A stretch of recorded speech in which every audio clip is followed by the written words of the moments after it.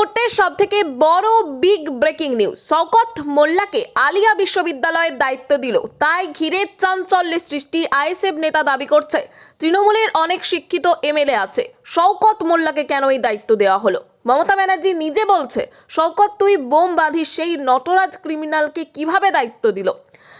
আলিয়া বিশ্ববিদ্যালয়ের ছাত্ররা কোন মতে শওকত মোল্লাকে চাইছেন না এবং আইএসএফ নেতা কি বলছেন, আমাদের ক্যামেরার মুখোমুখি হয়ে দেখুন বিস্তারিত।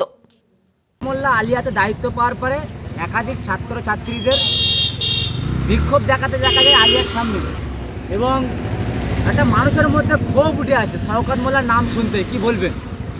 দেখুন, আপনি শওকত মোল্লার নাম করলেন, আমরা তো বাংলার মানুষ জানি ও শওকত মোল্লা না, ও শয়তান মোল্লা।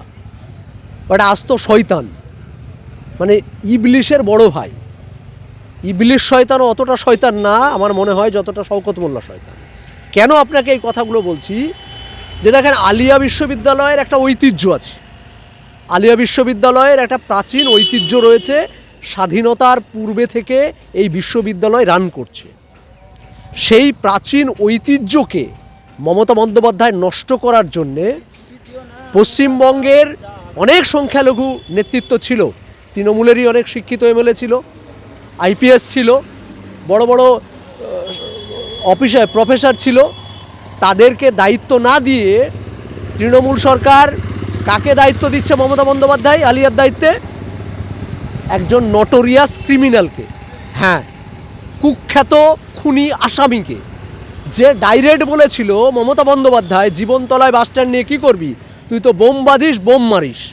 তো এই বোম বাঁধা বোম মারা লোক যার সার্টিফিকেট খুদ মমতা বন্দ্যোপাধ্যায় দিচ্ছে, সেই মমতা বন্দ্যোপাধ্যায় মুসলিম সমাজকে, আলিয়া বিশ্ববিদ্যালয়কে, শিক্ষা ব্যবস্থাকে, সংখ্যালঘু শিক্ষাকে কোন দিকে রান করাতে চাইছে, সেটা এই সিদ্ধান্তে আরও বাংলার মানুষের কাছে পরিষ্কার। আরও আমি বলছি যে পশ্চিমবঙ্গের পক্ষে বিপক্ষে বিষয় নয়, আলিয়া বিশ্ববিদ্যালয়ের ঐতিহ্যকে যদি ধরে রাখতে চাই, তাহলে আলিয়ার প্রাক্তনী হিসাবে এমএলএ নওশাদ সিদ্দিকীকেও দায়িত্ব দিতে পারতেন, শিক্ষা ব্যবস্থার স্বার্থে, পশ্চিমবঙ্গের সংখ্যালঘুদের স্বার্থে।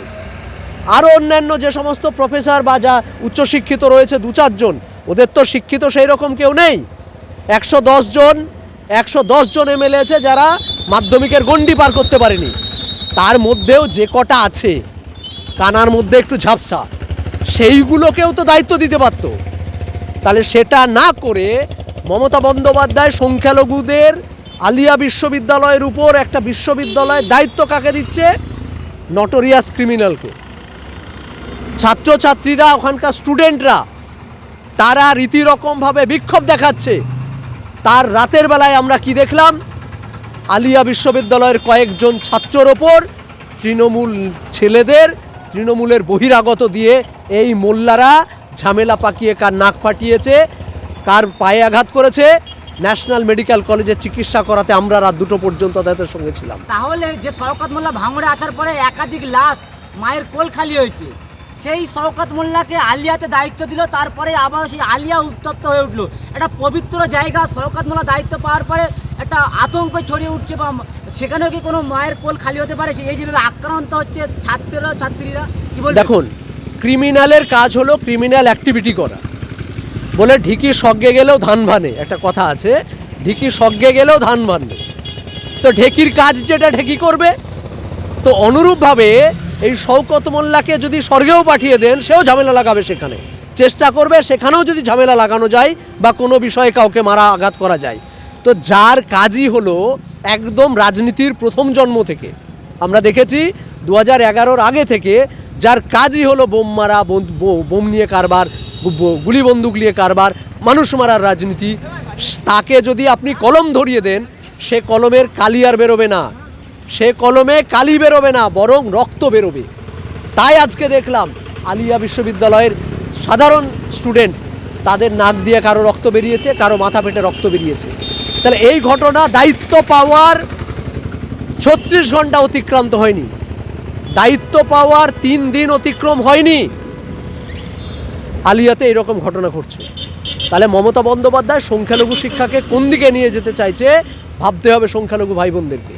আপনাদের কি প্রতিবাদ থাকবে যে আলিয়ার মতন পবিত্র জায়গাতে শওকত মোল্লা দায়িত্ব পাওয়ার পরে বা শওকত মোল্লার নামটাই চর্চা হচ্ছে, তারপরে এতবার যে হাঙ্গামা, এই যে আপনাদের কি প্রতিবাদের পাল্টা অ্যাকশন কি নিচ্ছেন আইএসএফের পক্ষ থেকে, শুনুন। স্টুডেন্ট বা আইএসএফের ছাত্র সংগঠনের পক্ষ থেকে? শুনুন, আইএসএফের ছাত্র সংগঠন স্টুডেন্ট ফ্রন্ট, আলিয়া যেদিন ঝামেলা হয়, যেদিন ওই ছেলেগুলোকে মারে, সেদিনও স্টুডেন্ট ফ্রন্ট এবং স্টুডেন্ট ফ্রন্টের দায়িত্বে অবজারভার হিসাবে আমি নিজে মেডিকেল কলেজে উপস্থিত ছিলাম রাত 2টো পর্যন্ত।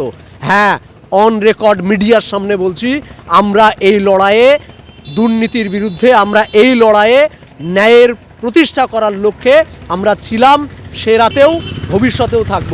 আর এইভাবে জানিয়ে দিতে চাই বাংলার মানুষকে যে এই ক্রিমিনালদেরকে দায়িত্ব দিয়ে যদি মনে করেন আলিয়াকে উত্তপ্ত করব, আলিয়া বিশৃঙ্খলা ঘটাবো, আমরা পশ্চিমবঙ্গের সাধারণ যারা আলিয়ার প্রাক্তনী তারা কিন্তু এটা মেনে নেব না। বৃহত্তর প্রতিবাদে যাব, যতক্ষণ না শওকত মোল্লাকে সেখান থেকে বার করা হবে ততক্ষণ পর্যন্ত আমরা এই লড়াইয়ে আছি, ছিলাম, থাকবো। আলিয়ার ছাত্ররা বলছে শওকত মোল্লাকে ঢুকতে মানে এমন একটা আবহাওয়া পাওয়া যাচ্ছে। অবশ্যই একটা শিক্ষাঙ্গনে একটা ক্রিমিনালের কাজ কি? একটা শিক্ষা